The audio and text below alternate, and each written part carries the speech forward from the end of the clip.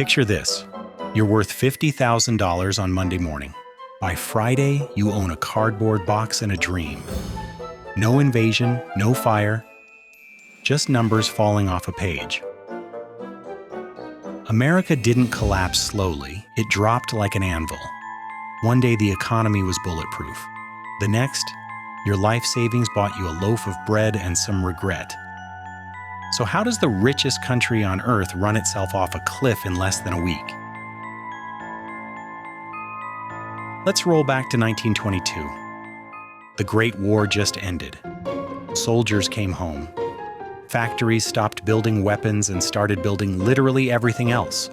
Radios, cars, washing machines that actually wash things. The American dream went from abstract to mass-produced. Cities stretched toward the sky. Jazz filled every corner. The economy wasn't just growing, it was sprinting. Henry Ford figured out you could build a car in 90 minutes instead of half a day. Suddenly, cars weren't toys for the rich. They were everywhere. Roads got paved, gas stations popped up. Tire factories ran triple shifts. One invention yanked a dozen industries along for the ride. By the late 20s, 10 million homes had radios. Families gathered around wooden boxes to hear music, news, and ads for products they didn't know they needed. Meanwhile, out in farm country, things weren't so rosy. Farmers had made a killing during wartime. Then peace came.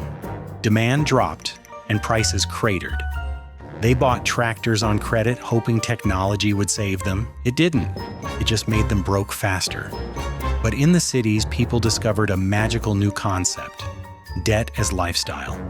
You could buy a refrigerator today and pay for it over the next year. Banks handed out loans like candy.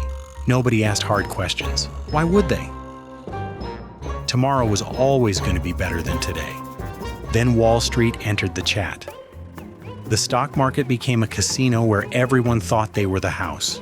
You could buy shares with 10% down and borrow the rest. Stocks doubled, tripled, kept climbing. Shoeshine kids gave investment tips to millionaires. Barbers moonlighted as financial advisors. Your neighbor's cousin knew a guy who made a fortune in light bulb futures. Between 1924 and 1929, stock prices went vertical. Companies stopped worrying about profits and focused on hype. Some businesses were just shell companies owning other shell companies. Ponzi schemes wearing a three-piece suit. A few voices tried warning people. Economist Roger Babson stood up in 1929 and said a crash was coming. The market laughed and kept partying. Who listens to the guy predicting rain when champagne's falling from the sky? But underneath the glitter, the floor was rotting. Farmers owed banks, workers owed stores, everyone owed someone. The whole economy was a house of cards built on a trampoline. Still, nobody worried. It was 1929. The future was bright, shiny, and leveraged to the teeth. Then came October 29th, Black Tuesday, the day America learned what gravity feels like. The stock market didn't dip. It nosedived. Ticker machines couldn't keep up. Traders screamed into phones, grown men fainted on the floor. One investor allegedly had a heart attack, recovered, checked his portfolio, and had another. $14 billion evaporated. That's over $200 billion in today's money. Entire fortunes gone before lunch. People who woke up wealthy went to bed bankrupt. Crowds gathered outside the stock exchange in silence, trying to process the impossible. But the crash was just the opening act. Next came the margin calls. All those people who bought stocks with borrowed money? Brokers wanted it back, immediately. Investors panicked. Most had nothing left. Paper millionaires became actual beggars overnight. Then, the banks started falling. Turns out lending money to people who gamble on vibes isn't a solid business model. Banks couldn't collect their loans, so they collapsed. And when banks collapse, people lose their minds. Lines formed outside every branch. Families begged tellers for their savings. Doors locked. Windows shuttered. Life savings vanished into thin air. The panic spread like wildfire across the ocean. But hang on, if you're enjoying this video, hit like and subscribe right now. You don't want to miss what's coming next. American banks called in their European loans. Economies that had barely recovered from the war crumbled again. Global trade, the engine of modern prosperity, dropped by half in 3 years. Half. Meanwhile, politicians smiled into microphones and insisted everything was fine. Newspapers printed cheerful headlines next to photos of men selling their wedding rings. President Hoover went on the radio and calmly explained that the economy was fundamentally sound. Millions of starving Americans wondered what part of that sentence applied to them. The crash wasn't the bottom, it was the trapdoor opening. By 1931, the music had stopped completely. Factories shut down, assembly lines went silent. 1 in 4 Americans who wanted work couldn't find it. Detroit, the beating heart of industry, watched car production collapse by 3/4. Men who had built the future stood outside locked gates with nowhere to go. Bread lines stretched for blocks. Mothers waited hours for watery soup. Teachers saw students pass out from hunger. This wasn't metaphorical starvation.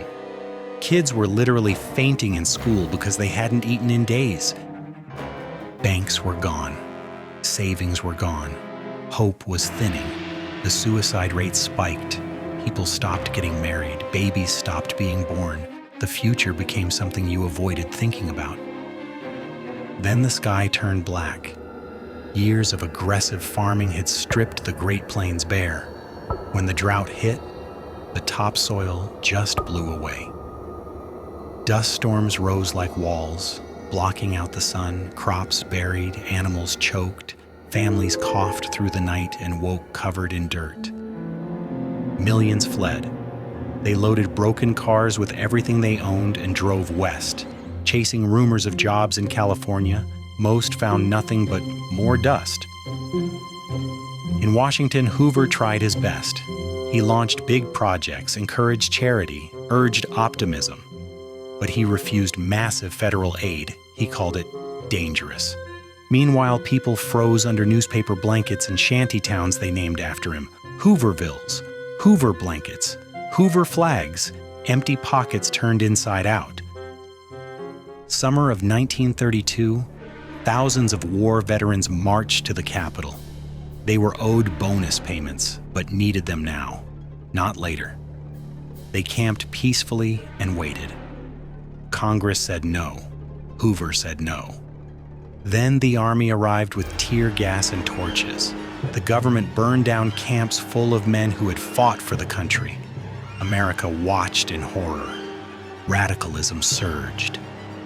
Communist meetings packed auditoriums. Bank robbers became folk heroes. The system had failed so completely that people cheered for criminals who fought back. But even then, people endured. They migrated. They lined up.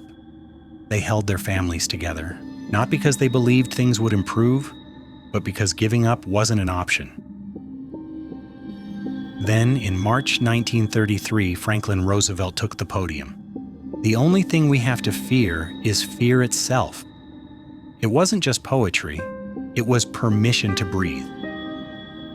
Roosevelt moved fast. He put young men to work planting trees, building roads, constructing bridges.